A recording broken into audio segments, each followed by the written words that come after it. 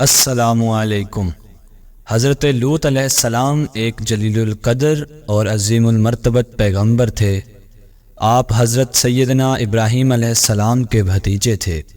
انہی کے ہمراہ آپ نے شہر بابل سے ہجرت فرمائی تھی۔ ہجرت کے بعد حضرت ابراہیم علیہ السلام شہر فلسطین میں اور آپ اردن میں اقامت پذیر ہوئے۔ پھر بحکم الہی آپ اہل سدوم کی ہدایت و رہنمائی پر مامور کیے گئے تھے۔ شہر سدوم نہایت سرسبز و شاداب شہر اور اس کی ہریالی و شادابی سے متاثر ہو کر دوسری قوموں کے افراد بھی وہاں آنے لگے، جس کی وجہ سے قوم لوط کو کافی پریشانیوں کا سامنا کرنا پڑا اور کسی ایسی تدبیر کی تلاش میں تھے جس کے ذریعے دیگر اقوام کو یہاں آباد ہونے سے روکا جا سکے۔ شیطان ملعون نے موقع پا کر اپنی چال چلی اور قوم لوط کو یہ تجویز سکھلائی کہ تم لوگ یہاں آنے والی دوسری قوموں کے نوعمر لڑکوں کے ساتھ بدفعلی کرو۔ خود شیطان نے نوعمر لڑکے کی حیت اختیار کر کے ان کو اس کام پر ورگلایا، جس سے پوری قوم اس فعل بد کی عادی ہو گئی۔ حضرت لوط علیہ السلام نے اپنی قوم کو کفر و شرک سے باز رہنے اور ایک اللہ کی پرستش کی دعوت دینے کے ساتھ ساتھ اس اخلاق سوز اور حیا باختہ برائی سے باز رہنے کی تلقین بھی کی، مگر ان کی قوم سرکشی اور نافرمانی میں بہت دور جا چکی تھی۔ انہوں نے آپ کی دعوت کو نہ صرف یہ کہہ کر ٹھکرایا بلکہ آپ کی علی الاعلان مخالفت بھی کی، اذیتیں پہنچائی اور تمسخرانہ انداز میں کہا کہ ان کو اور ان کے پیرووں کو شہر بدر کر دیا جائے، یہ بڑے پاک باز بنتے پھرتے ہیں۔ حضرت لوط علیہ السلام ان تمام تر مخالفتوں کو برداشت کرتے ہوئے اپنے دعوتی مشن پر سرگرم رہے اور ان کی اصلاح و تزکیہ کی ہر ممکن کوشش کی، تاہم قوم کی طرف سے آپ کو ہمیشہ مایوسی ہی دیکھنے کو ملی۔ چند افراد کے علاوہ پوری قوم اپنی سابقہ بد اخلاقی و فحاشی کی راہ پر گامزن رہی۔ ایک دفعہ حضرت لوط علیہ السلام نے بھرے مجمع میں اپنی قوم کو ان کی برائیوں پر ملامت کی اور کہا کہ تم کیسی قوم ہو، تمہیں یہ بھی احساس نہیں کہ مردوں کے ساتھ بے حیائی کا تعلق اور لوٹ کھسوٹ بہت بڑی اخلاقی بیماریاں اور برے اعمال ہیں، نیز تم لوگ ان برائیوں کو انجام دے کر سر محفل ان کا تذکرہ کرتے ہو اور فخر کرتے ہو۔ حضرت لوط کی نصیحت کو سن کر قوم آگ بگولا ہو گئی اور کہا کہ اگر تمہیں اور تمہارے خدا کو ہمارے کیے ہوئے کام اتنے ہی ناپسند اور برے لگتے ہیں تو ہم پر عذاب کیوں نہیں لے آتے۔ قوم کے اس متکبرانہ چیلنج پر غضب الہی جوش میں آیا اور ان کے لیے ہلاکت و عذاب کا فیصلہ کر دیا۔ عذاب کے فرشتے اولاً حضرت ابراہیم علیہ السلام کے پاس مہمان کے پیکر میں آئے۔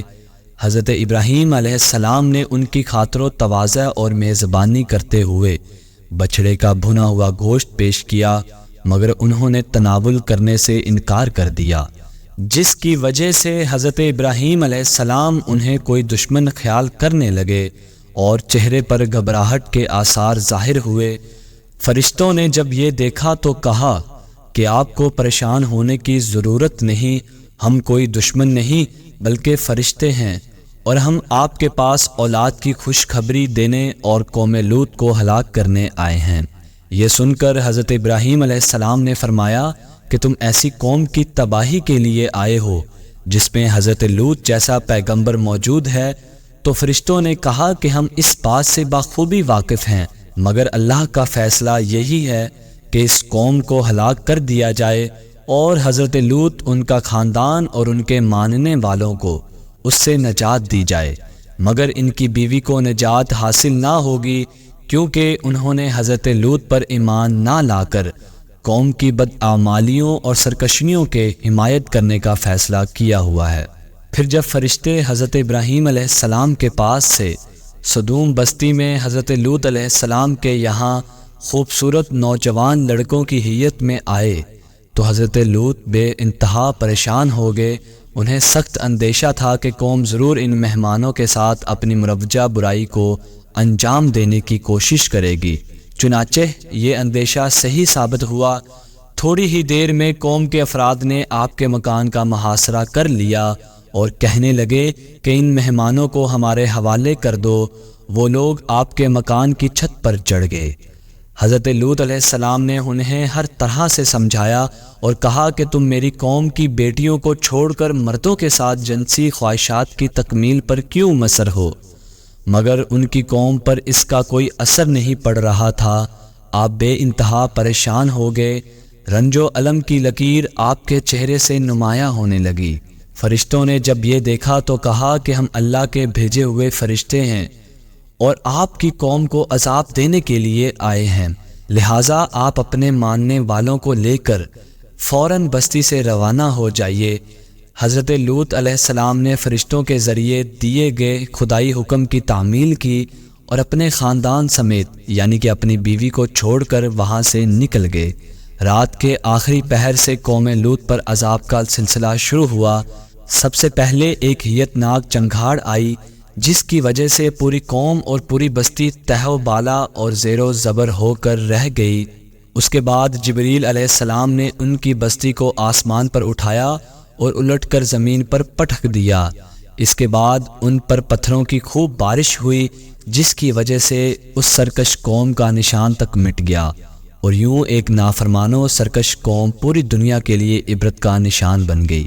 اس بدبخت اور سرکش قوم کے اجسام دریائے مردار جسے دا ڈیڈ سی کہا جاتا ہے میں پائے گئے تھے۔ اس دریا میں نمک کی مقدار اس قدر زیادہ ہے کہ کوئی وزنی شخص اس میں چلا جائے تو نہ ڈوبے۔ والسلام۔